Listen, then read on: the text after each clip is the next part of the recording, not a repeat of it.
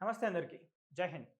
Operation Sindoor Bharat గట్టి సమాధానం ఇచ్చింది. మే 6వ తారీఖు అంటే నిన్న రాత్రి మన భారతదేశం పాకిస్తాన్లో ఉన్న ఉగ్రవాదులకు చుక్కలు చూపించింది. మన ఆర్మీ ఆపరేషన్ సింధూర్ అనే పేరుతో ఒక పక్కా ప్లాన్తో దాడి చేసింది. పాక్ ఆక్రమిత కాశ్మీర్ POJKలో మరియు పాకిస్తాన్లోని కొన్ని ప్రాంతాల్లో మిసైల్తో టార్గెట్ ఫిక్స్ చేసి పాకిస్తాన్లో అడుగు పెట్టకుండా ధ్వంసం చేసింది.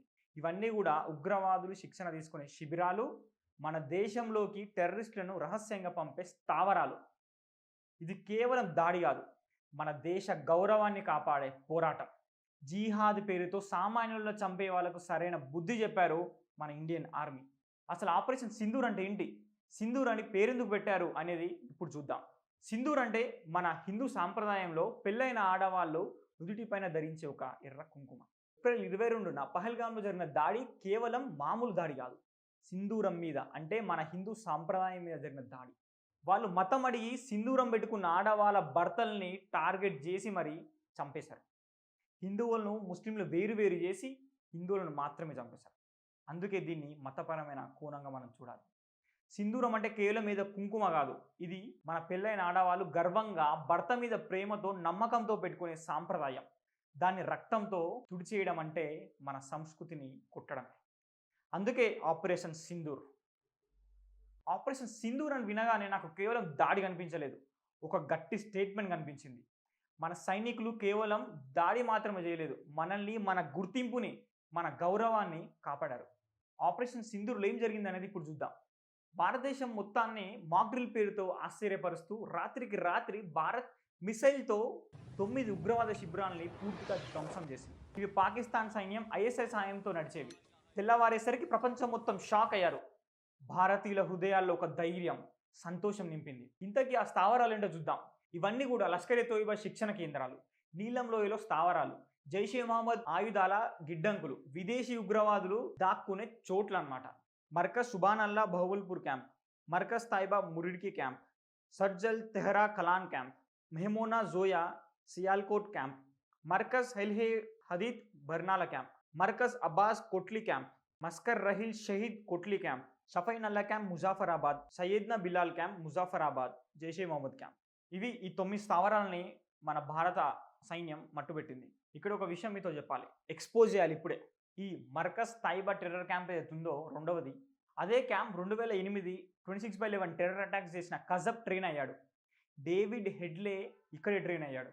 ఈ వీడియో క్లిప్ చూడండి, మీకే తెలుస్తుంది. मरकज ताइबा मुरीद के यह IB से 18 से 25 किलोमीटर दूरी पर है। 2008 के मुंबई हमले के आतंकी भी यहीं से प्रशिक्षित हुए थे। अजमल कसब व डेविड हेडली भी यहाँ ट्रेन हुए थे। అవన్నీ కూడా పక్కా state sponsored ISI funded killing factories. కేవలం భారత్కే కాదు, మొత్తం ప్రపంచ దేశాలకు ఇవి థ్రెట్. మన ఎయిర్ ఫోర్స్ పాకిస్తాన్ సరిహద్దు దాటలేదు, భూమి మీద షిప్స్ నుండి మిసైల్స్ లాంచ్ చేసి ధ్వంసం చేసింది. ఇది మన సాంకేతిక బలం.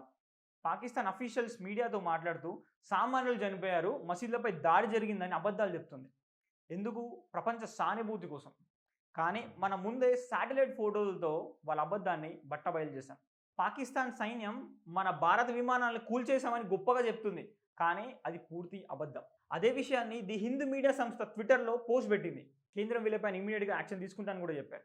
ఇలా చాలామంది విదేశీ కుక్కలు మన భారతదేశంలో పనిచేస్తున్నాయి, కొద్దిసేపట్లో కనిపిస్తాయి, ఇంకా బయటకు వస్తున్నారు ఇప్పుడిప్పుడే. ఇంత జరిగాక తెల్లవారుజామున పాకిస్తాన్ మన దేశంలోని కొన్ని బలహీనమైన దాడులు చేసింది. 3 సామాన్యులు చనిపోయారు అనుకోండి, అది మనకు చాలా బాధాకరం. కానీ మన సందేశం చాలా క్లియర్గా ఇచ్చాం, ఒక్క ఉగ్రవాద చర్య చేసినా వదలం. ఉగ్రవాదులతో చర్యలు అనేవి రోజులు పోయాయి.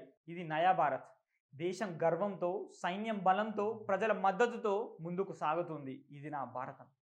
ప్రపంచ దేశాలు భారత్కే మద్దతుగా ఉన్నాయి. శాంతిగా ఉండండి అని అన్నారు, కానీ ఎవరు మిమ్మల్ని మీరేసిన తప్పు అని తప్పు పట్టలేదు. మనం సరైన చర్య తీసుకున్నామని ఒప్పుకున్నారు. పాకిస్తాన్కు మద్దతు ఇచ్చే టర్కీ, మలేషియా లాంటి దేశాలు కూడా నోరు మూసుకున్నాయి. మన సోషల్ మీడియాలో జనం ఉత్సాహంతో మామూలుగా లేరు. Operation Sindoor, Bharat strikes back, revenge for Pahalgam అనే హ్యాష్ట్యాగ్లు దేశమంతా ట్రెండ్ అవుతున్నాయి. కులం, ప్రాంతం, వర్గం, రాష్ట్రం అనే తేడా లేకుండా అందరూ భారత సైన్యం వెనుక నిలబడ్డారు. భారతదేశం దాడి చేసినప్పుడు మసూద్ అజర్ బహల్పూర్ క్యాంప్లో ఉన్నాడని చెప్పి ఇండియా టీవీ నివేదికల ప్రకారం తెలుస్తుంది.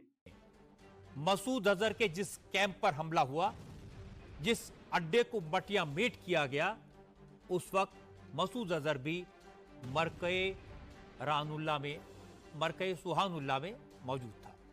మోస్ట్ వాంటెడ్ మసూద్ అజర్ మరియు అతని సోదరుడు ఆపరేషన్ సింధూర్లో చనిపోవచ్చని తెలుస్తుంది. ఆర్మీ అఫీషియల్స్ దీని గురించి అధికారికంగా ప్రకటించేంత వరకు మనమేం స్పష్టంగా ఇవ్వలేం. కానీ అది మాత్రం నిజమైతే పాకిస్తాన్కి ఉగ్రవాదులకు దేశంలో ఉన్న 0.5 గాళ్లకు చెడ్డీలు పగిలినట్టే. ఇంకో విషయం కూడా ఇక్కడ మనం మాట్లాడుకోవాలి. భారతదేశంలో ఉంటూ భారతదేశం పైన నమ్మకం లేని కొంతమంది కుక్కలు ఈ దేశంలో ఉన్నారు. ఎవిడెన్స్ ఏది అని అడిగే వాళ్ళు కూడా ఉన్నారు. వాళ్ళందరికీ ఇది నా సమాధానం. ఆపరేషన్ సింధూర్ కేవలం దాడి కాదు, ఇది శత్రువులకు హెచ్చరిక, మిత్ర దేశాలకు సందేశం, మన ప్రజలకు మేము మీ వెంట ఉన్నామని ఇచ్చే ధైర్యం. ఈ దేశంలో పహల్గామ్ లాంటి సంఘటనలు జరిగినప్పుడు భారత్ సైన్యం ఒక్కటే చెప్తుంది, మా ప్రజల రక్తం వృధా కాదు, అణుబాంబుల బ్లాక్మెయిల్ పనికిరావు, శత్రువు ప్రపంచంలో ఏ మూలన దాక్కునున్నా వదిలిపెట్టాం, మా గౌరవాన్ని తాకితే బలంగా లేచి సమాధానం చెప్తాం, దెబ్బకి దెబ్బ కొడతాం, మా ప్రజల జోలికి వస్తే యుద్ధానికైనా దిగి వరల్డ్ మ్యాప్లో పాకిస్తాన్ అనేది లేకుండా చేస్తాం. నేను మళ్ళీ గుర్తు చేస్తున్నా, ఇది నయా భారత్. ఉగ్రవాదులతో చర్చలు చేసే రోజులు పోయాయి. శత్రువుల స్థావరాలకు వెళ్ళి గుండెలు చీల్చే భారత్ ఇది. జై జవాన్, జై హింద్, జై భారత్.